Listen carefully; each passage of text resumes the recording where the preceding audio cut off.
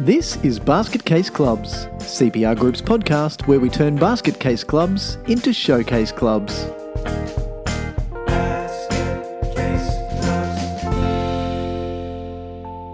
Hello everyone and welcome back to Basket Case Clubs. This is Michael Connolly, your host from CPR Group, and joining me as usual, albeit a few weeks later, is Steve Connolly. Hello Steve, you're back with us again. Yeah, nothing like a good dad joke. Yes, I've been out of action. Hang on. Don't give me credit. That was a shit dad joke. Is there anything else? Is there any other kind of dad joke? I've been really looking forward to getting back in the podcast seat and having a chat. It's been too long, and I'm not going to say excuse, but the reason is for our disruption to our great role on which we were is, yes, I went into hospital and got pulled apart and put back together again. At least my spine did. So now I'm a bionic man and moving freely and able to sit here comfortably in the seat and have a good old chin wag with you. Rather than creaking and moaning and then sitting there for half an hour. Well, what our listeners probably don't know is that we sit here for a lot longer than the episode. They go, gee, that was a long episode. It was like 43 minutes or something. What you don't know is that there was a lot more of it. There was a lot more shit spoken. Yes. Oh, my back, it really hurts. So Steve hurt his back doing stupid things, not sport. Of course, I always assumed that it was too much effort in the gym, but it was yoinking out palm trees or something, wasn't it? Initially, yeah, it was. If you're doing any gardening and you have what you think is a great idea to lift while twisting and jerking. Yeah, that's right. Yeah, heavy things into the back of a ute. Just don't. That's why God invented backhoes and excavators, right? I could go so many places, all of which would be, yes, terrible dad jokes. Yeah. But it's, backs are one of those things though, that, to all of our sporting listeners, and I'm sure plenty of them have had problematic backs in the past. You certainly have. I know, some time ago you were laid up for months. Yeah, but that was showing off on a water ski. It's better than lifting palm trees, roots, I should say. Yeah. But it's such an irksome injury because you look fine. You don't have crutches. You don't have a knee brace, yet you're hobbling around. Getting in and out of the car is difficult. Tying your shoelace is difficult. And you generally don't get a lot of sympathy for a bad back. So yeah. Steve dropped a grape or something in the kitchen the other day. I watched him pick it. And when a very, very heavily pregnant woman bends down and there's no bending, it's just you've got to it's almost like like ballerina style where you've just got to go down with an absolutely straight back. That was what he did. Just gently holding the wall as he went down, picked up the grape, and then stood up again, all the same motion in reverse. But it's funny how you take a healthy back for granted. So our sympathy goes out to anyone else who's suffering from a sore back. But it is great to see you upright again and with a charming smile on your face and chuckling at my dad jokes politely. It's great to see me upright, even when you're picking up grapes.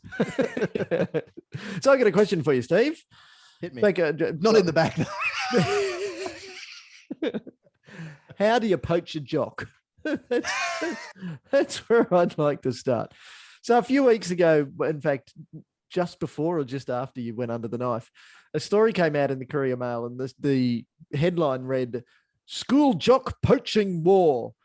So I read into it. Now, the story here, to give you a bit of context, just spoiler alert, the story here is completely unimportant, but I'm going to share it because it's a little bit funny. So there's a number of different school sports associations, each of which has a number of members that gives you a good sporting competition in the sports in which they participate. So, for instance, we're going to start here with the GPS, the Great Public School. Hang on, what's its proper name? The Great Public Schools Association. I believe that's it, including the word "the." Pretty sure the legal name is the Great Public Schools Association of Queensland Incorporated, established in 1918. There you go. Colloquially known as GPS. Yeah. So there's a bunch of GPS schools, and they are. Would it be appropriate to say? Look, I won't say elite or high class or anything. I'll just say freaking expensive schools. If you've got boys and you want to send boys or girls for some of them, if you want to send them there. So there's Ipswich Grammar, I'll just give you the colloquial name, Terrace, Toowoomba Grammar, Nudgee, TSS, BBC, Churchy, and Brisbane State High. Those are the schools that are members. So we'll say 1, 2, 3, 4, 5, 6, 7, 8, 9. What a lovely number to have 9 teams in the competition. So each round you've got 4 games and somebody gets a bye. So it makes for a nice sporting competition number. Then you've got other competitions, like another one is called AIC, which is the Association of Independent Colleges. I think, is that the name of that one? Associated Independent Colleges. Associated. So they're another incorporated association. I should have done my homework just a little bit better. Like I've got this is far more fun. I got watching me stumble over the names of incorporated associations. My humblest of apologies to the principals at all of the schools concerned. Actually, no, because I'm about to hang some shit on you all. So the story goes that starting approximately 10 years ago, yes, so communication in 2013 is in this letter. They established protocols between these two associations. Now, we're just going to use these two because that's what the shit fight in the media was about. So this is a lovely article written by Stephanie Bennett on the 17th of March, 2022. And it was an interesting story about how the long and short of it is that the GPS schools were going and watching AIC competition. So GPS would be a higher level of competition, and a lot of those schools have kids on scholarships who are very, very talented athletes, and they do their funky thing and ideally then win premierships, which then is a recruitment strategy for those schools. So it kind of makes sense from a business perspective. But the long and short of it is that some GPS people were going to watch AIC games and then headhunting / poaching talented athletes from AIC schools and trying to encourage them with scholarships over to GPS schools. These scholarships sometimes didn't only include a scholarship for the player themselves, but also their siblings. So when you're talking school fees up to 30 grand a year, now, to put my age in a bit of context, Steve, I paid $11,000 for a 4-year degree with honours. That was my total HECS bill at the time. Yep. And so there are parents who are paying for multiple kids, multiple times that amount of money. So if you can score that on scholarship, it is a fairly attractive offer. So and scholarships, just quickly to jump in, my understanding is that scholarships are quite a common thing in these schools, both GPS, AIC, as well as the other private schools in, all over the place, but it's not out of place, is it, that kids get recruited to these schools for their sporting prowess on a scholarship? And then you understand why rugby clubs, for instance, struggle in school rugby season, because the talented boys who are on scholarships at the elite private schools are not allowed to go and play club rugby for risk of injury because, hang on a minute, we own you, son. So you are playing for us and no one else because we can't afford you to be injured and therefore not be our star player or a star player in our team. So yes, it makes sense. And some of the schools, Steve, make a conscious choice not to offer scholarships in the same way that some teams in elite football competitions, for instance, have elected not to pay win fees or player fees at all. So this is a point of difference for those schools. For some of those schools. Yeah. And it's, look, it also brings up, maybe that's a way of explaining away why they suck on the sporting field. Oh yeah, but it's because we don't pay anyone. We don't pay any science and maths, man. And look, that's why it's how does sport fit into school philosophically? What's the role that sport plays? Now, you and I both know, working in the industry for so long, that it's about everything. It's the whole person. Sport teaches you discipline. It teaches it, notwithstanding all the physical benefits. When you are active and have a healthy body, it's not uncommon for you to also have a very active and healthy mind. How often is it that the Ducks or school captains are very talented athletes, but they also play in the main concert bands or the main symphony orchestras, and they also do incredibly well academically. Yep. So this is fairly well documented that you're active physically, you're active mentally. Yep. So these, and it became a bit of a slinging match.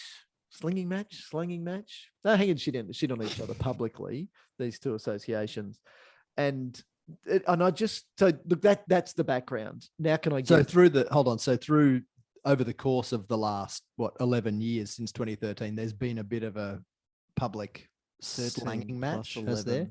13 plus it's 11 culminated is 24. Is it 2024? No, it's 22. So 9 to 10. Thanks. So Steve, I was really good at sport.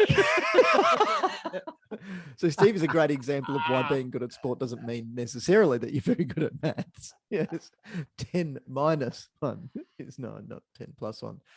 Anyway, so yes, but look, there are plenty of whole podcast episode discussions just in that, and I think that's interesting. But can I get to my point of hanging some shit now, or do you want some more backstory? Go on, give me Okay. give me the punchline. It's not, well, now you've set me up. It's not going to be a punchline.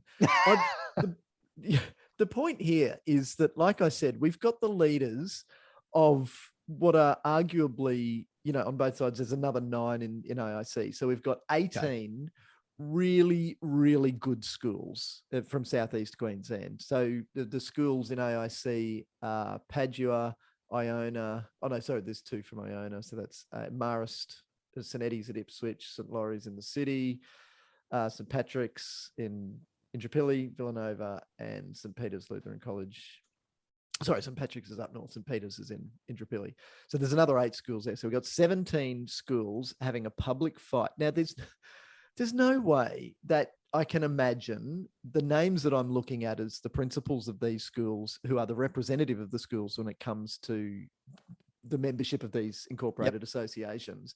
There's no way that I could imagine this sort of behavior, this blatantly in the media, which is basically like kids chucking the toys out of the sandpit. So my understanding is that AIC wrote to GPS to say, please don't do that. We've asked you about it 10 years ago. We came to an agreement that both of us have been pretty good at honoring. And now you're going back on that and sending scouts to our games and then poaching our students without realizing the impact that has on the boy themselves, specifically because we're talking about boys competition here, their family, and the hole that it can leave in the school. So if you go and poach a kid who, plays for the first 11, first 15, first 4, whatever, but you don't realize that kid is also the principal oboist in the symphony orchestra and is also the captain of the chess team. What impact does that have on the rest of that boy's academics and that boy's extracurricular activities? And the parents, and look, obviously the parents make the decision that they weigh all of that up before agreeing to move on a scholarship or not.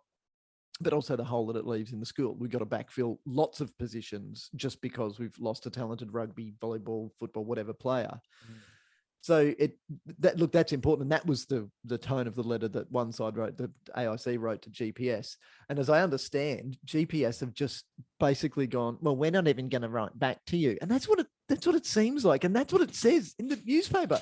It must be true then. Freaking, I did see it on Facebook as well. So that means it's true. But you can imagine that they wouldn't, as principals, be in an argument like that. They would sit around at a conference learning about the next greatest thing in education. And they all together, you mean? All together. But they are happy to do it as an incorporated association. So the point is, this is what this demonstrates, is that this syndrome of what I call taking off your smart hat and putting on your dumb, I'm just a volunteer hat, is unacceptable. But it happens at an amazingly high level. And we've seen that play out in the media. And it's almost embarrassing. Like, I know these people. I know how smart they are. And I know that they run amazing schools / businesses. Yet when it comes to their incorporated associations, they just go, well, now we're just volunteers and we're just going to bitch and moan about it like everyone else. So when you're on a committee, don't take your smart hat off. When you're at work, when you're at home, you live in the real world. It's like there's this alternate universe that exists around incorporated associations. So when you get on a committee, you can do whatever the hell you like. And that's not the case. You should consider your role as a committee or board member in an incorporated association exactly the same way that you do in every other aspect of your life. I think that's a really good analogy that you've just stumbled upon there, which is the alternate universe. It's fascinating, the number of clubs with which we've worked, associations with which we've worked, that have incredibly clever people on the board, really talented people who are uber successful in their own business or, have climbed the corporate ladder and are really switched on and think with a business-like mindset at work. And then as soon as they step foot into their volunteer board or committee room, all of that just goes out the window. And that's such a huge loss for those organizations to not be tapping into that potential by virtue of the switched on people contributing in that way. It's, a huge lost opportunity, in my opinion. I wonder, just what something that came to mind when you were talking about, this particular example. I wonder if there's more to this story, in that the GPS schools are really happy doing this, and the association is almost like a barrier behind which these principals can hide. And they can say, no, we're not going to engage with you, association, as us, another association. We're just going to completely ignore that correspondence. And it's almost as if they're communicating in a way that's different from how the principals would communicate with one another individually at a conference or in some other setting. Yeah. Using the association's legal status as an entity and saying, we're just going to hide behind this and we're not going to engage with you.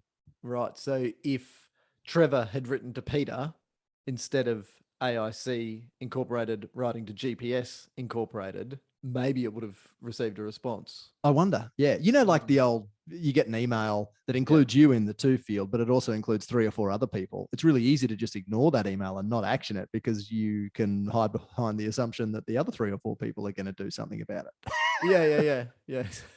Have I ever told you the story of everybody, somebody, anybody, and nobody? Yes. I don't know if you've told our listeners, though. Let's make a note and come back to that. No, I think we did. I think we covered it a few weeks ago. No, I'm going to read it anyway because I just found it. This is a story about 4 people named everybody, somebody, anybody, and nobody. There was an important job to be done, and everybody was sure that somebody would do it. Anybody could have done it, but nobody did it. Somebody got angry about that because it was everybody's job. Everybody thought anybody could do it, but nobody realized that everybody wouldn't do it. It ended up that everybody blamed somebody when nobody did what anybody could have done. Brilliant. Yeah. Now, if you listen to that slowly and follow along, it does all make sense. Yeah. Yeah, but maybe there's a bit of that in it. So I wonder. Yeah. But it's got another layer to it because you're hiding behind the association, as you say. So there's protection here that we, as these really clever individuals, can hide behind it. So yeah, that's the case. And look, we've seen it, as I say, so many times. There are countless stories which we could rattle off. Well, rattle me one. Just give me one. So a rugby league club that we've done some work with over the course of a few years, some time ago, and ultimately it eventuated in the junior and the senior clubs, which were co-located, agreeing to amalgamate, and that was a great outcome, and the club's doing really well now. But early on in our working partnership, I identified some key shortcomings in their business model. And one of them was that their senior players paid nothing to play rugby league each season. And instead, their registration fees were covered by their major sponsor, which was a local pub. Now, all of the players' registration fees were covered by one sponsorship. Yeah. So the players good sponsorship, but talk about putting your eggs in one basket. Absolutely. And the biggest problem with that was that the players grew to value their registration fees at $0 because they weren't paying anything. So over the course of game syndrome. Yeah, well, exactly. And they had also a bit of a superiority complex where they thought, we're the senior A grade players and we've worked our way up the ladder and we've gotten to the point where we don't even need to pay our fees. So it was, the old privilege becomes a right very quickly adage. Anyway, so sure enough, I said, guys, this is a flawed business model and we need to... unsustainable at best. Unsustainable, yeah. And what happens if the sponsor pulls their sponsorship, which indeed they did a couple of years later. So then those 2 years they didn't take heed. They just no, in that big they did bucket of sand. Absolutely. Yep. Edwina the Emu style. So they then had the sponsorship from the local pub pulled. And I'm not certain, but I believe that was an economic decision that the pub had made by virtue of, needing to save some money. So and not necessarily bad behavior from senior players at a pub function or something. Look, I'm not going to rule that out, but I don't know that was the case. Right. Because that's never, ever happened before. Never, no. Sporting people getting rowdy in a pub. Behaving badly. So anyway, then the next problem with the situation was that the club had, grown somewhat reliant on this sponsor, and the senior players were then called upon to pay their fees, which was something that none of them did. So, through the course of the season, maybe a few players had paid all of their fees. And we're talking $120. So we're not talking a whole heap of money. And it got to the end of the year, and the committee thought, oh gosh, we've got to this point where we've got very few people who've paid all their fees. What are we going to do? And someone came up with the great idea that, well, if they don't pay their fees, then if they don't pay at least half of their fees, then they can't come to the presentation dinner. So the players saw value in that because they were going to turn up and get fed and get booze for a couple of hours. So they thought, great, I'll pay you $60 and get my $60 worth of booze in my belly. Thanks. The problem here that really underpins the issue that we're talking about today, though, is that the committee was full of small and medium business owners who are really good at collecting debts. These are people who day in, day out call upon people to pay invoices for work that they have done. Yep. And they just took that hat off when they were running the club, when they were sitting in that boardroom table. So these are the same people that sit around the kitchen table at home writing invoices for consulting work that they've done, for instance, and you're not going to keep doing that consulting work if that customer doesn't pay for a year. Or I've just installed a hot water system today, I'm doing my invoice for it tonight. They're not going to not do that invoice or not go and chase that bad debt up. Exactly. If that person doesn't pay. Or better yet, they're going to have the money in the bank before they go and incur the expense of buying the new hot water system and installing it. Yep. Just like a club run on good kind of business principles will do. You pay up front, you get a discount, or you agree to pay in installments. So there's two things that I want to ask you then, Steve. On the first side, do you ever have situations where you are starting to tell this story and people look and go, yeah, what's wrong with that? It's the club. And on the flip side, do you ever tell those stories and you see people like wake up and go, holy shit. That's me. That's our club. Yep. Yeah. So there are those who will dig their heels in, though. So another story is a rugby club, very, very smart bloke, and I met him in his office, a lawyer's office. He was the principal of the law firm. It was a meeting at 5:00, so just at knock off. I got there a little bit early, as I tend to do. But getting there a little bit early gave me a chance to watch this business in action. And it was just a beautiful machine. The way that it worked, that we got money coming in, we got budgeting, we got double billing, we're doing all the things that lawyers become very good at. And remember my adage about lawyers. Listen, this is what my friend lawyer says to me. He says, Michael, 99% of lawyers give the rest of us a bad name. So I'm not going to pass judgment on this guy as a lawyer, but I tell you what, as a business person, he knew what he was doing. Yep. And then 5:00 rolls around. I saw him stumble into the boardroom after a big day at work of just doing things very smartly. And he almost physically took off his I'm very good at business and I know how to run a good highfalutin law firm hat and put on his, now I'm just a grumpy volunteer hat who's going to sit here and bitch and moan about council. And he did. Now, the reason that I was there was to let this club know that the tenure model at council was changing, and all of a sudden they were going to have to start paying for the electricity that they were using to turn on their lights for their games of rugby. And he said to me, paraphrasing probably, but the words could have been exactly this: how could council do that to us? How could council make an action like that that's going to drive us out of business? There's no way under the sun. Did I say that right? There's no way on this green earth that old mate would say to, I don't know, his energy provider, it was probably Sequeb back then. There's no way he would say, how dare you put my law firm out of business by making me have to pay for the electricity that I use to run the air conditioners and the computers and the lights here all day. There's no way that he would do that. Yet when it comes to the other business, the business of sport, it's exactly what he did. Yep. So time for the takeaways. I think takeaway number one is, can we say don't be a dick? Like, seriously, it's business. Okay. It's not for profit business. That could be the takeaway in absolutely every episode of Basket Case Clubs, couldn't it? Can I go one further, Steve, and say that could be the takeaway in life in general? Life, yeah. You know, like if everyone just went, oh, there's a guy over in Russia at the moment who's not hitting. Anyway. So I love that adage that, I think we've touted in previous podcast episodes, certainly in our training and mentoring work. If you don't know who in your club is the dick, it's probably you. All right. So yes, leave your business hat on. Yeah. Just run the club not like a business, like the business it is, and like the business it needs to be run as. And look, this is really easy in sport. It's a bit more complicated when we're dealing with craft groups and not-for-profit groups and charities who are providing services that our world needs, but we wish we didn't need them. So domestic violence shelters, women's support groups, cancer survivors networks. These are organizations that would be great if we didn't need them. Indigenous healthcare organizations. It'd be great if we lived in a world where everybody's healthy and everyone was able to look after themselves, but we don't. So that's at the non-cool end of the spectrum. But sport's at the cool end of the spectrum, where there is value in sport. It's part of the fabric on which our whole society is built. So it also has an intrinsic value. So the business model needs to charge enough for that to be able to run the business as you want to build it. So it's not to say that you've got to charge more than the $120 that the Rugby League Club was trying to charge its seniors. If it can build a sustainable business around a fee structure that looks like that, fantastic. There's some controls that fit around that, obviously. But that's as long as people are actually paying that $20. Yeah.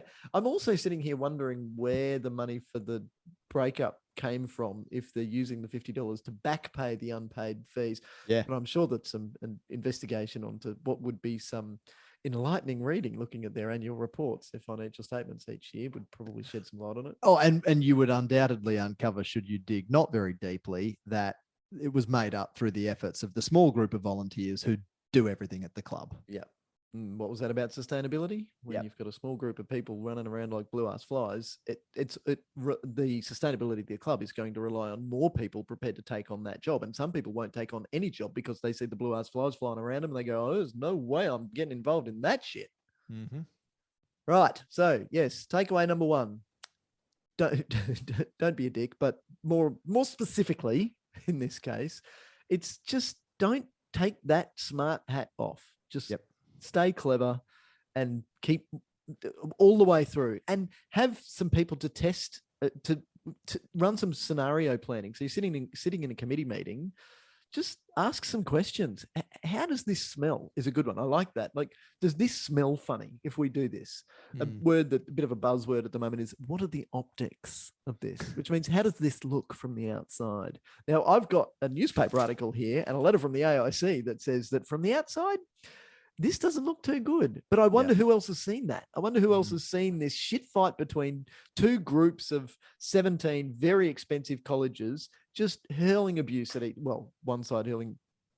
Well, it hasn't even been hurling abuse. It's just been, we're just going to not respond. And yeah, that's really hide mature, behind this isn't association. it? Yeah, whatever it is. Anyway, look, I just don't think that it's I don't think the response is right from yes. Maybe the way around it, if like I said, if Trevor just goes and talks to Peter, maybe they'll actually get somewhere, and that's what needs to happen. But look, it blew over. It was in the newspaper a couple of days. I got the email, interestingly, because I have a son at one of the schools. And so that's how I became alerted to it. I thought, oh, there could be something for a Basket Case Clubs episode in this. And then I read it and I went, yippee! Today, dear listeners, you have now shared. So what are you going to do when one of these GPS schools comes a knocking and says, hey, can we have your tennis star? That's a really good point. But we understand how Ethan fits into school. It's pretty straightforward, Yeah, and that's assuming that hasn't already happened, Steve. Yeah, good point. So, we're not. It's about the whole person, and we understand where sport fits in, and we also understand our obligations as parents. Now, we are obviously lucky that he's child number 3, and so we don't have 3 lots of school fees to be paying, and so we can invest heavily in his sport, and not everyone has that luxury. But we all have a role to play. And if that role, if you're a parent in this situation and you're thinking, oh shit, I wish my kids were good enough, or maybe they are, and maybe I'll go and seek it out, have a conversation with your school. And that's exactly what we've done. And what opportunities you can open up, what you find out that your school may be doing that you didn't know about. And I know this for sure because I have 2 sons out of my 3 kids. And when they come home and say, how was school? Good. Did you learn anything? Yep. What'd you learn? Oh, some stuff. things. Okay, great. The grunty monosyllabic answers that you Good get from a investment I'm teenager. making in your education. Yeah. And then you go and talk to the head of sport, and they say, right, so we got this strengthening and conditioning program. We've got this fitness coach coming in. We've got this sports psychologist. You go, what the hell? You didn't tell me about that. So there might be things going on that you don't know about. So it's worth exploring. But look, communication's a pretty important part of it there from the parents' side, but it goes right back to the top as well. In being a good business runner as a member of a management committee of an incorporated association means communicating really well. Yes. So yeah, get out there and do it. So on that note, I would like to thank you, Steve, for being back in the saddle. Thank you. It's nice to have you. And It's nice to be had. I just got to confirm, Edwina the Emu is a book, right? Yeah, it is. It's a So- children's book. It's a great one. Can we call that a Basket Case Club's book reference? Yeah. Shit, do we have to pay royalties for that? Yeah, I mean, you can go and read Nick Renton's Guide to Meetings and Organisations and learn all about governance, or you can go and read about an emu who sticks her head in a bucket of sand, which is metaphorically what you'd be doing in avoiding learning everything about meetings and organisations. So on that As note, always, yes. if you're not already connected to us on social media, make sure that you do. CPR Group is where you'll find us. Connect with us on our website as well and sign up for our newsletter where we've got all sorts of interesting information coming out usually monthly at least, but when we find new things like funny stories like this that make a Basket Case Clubs episode or a new blog article, we'll also be putting it there. And until next time, Steve, stay upright and enjoy being mobile again. Thank you. Yes, for the well wishes. And the next time we're together and I drop a grape, please help. It was so much fun to watch. Thanks, Mick. I'll see you next time. See ya.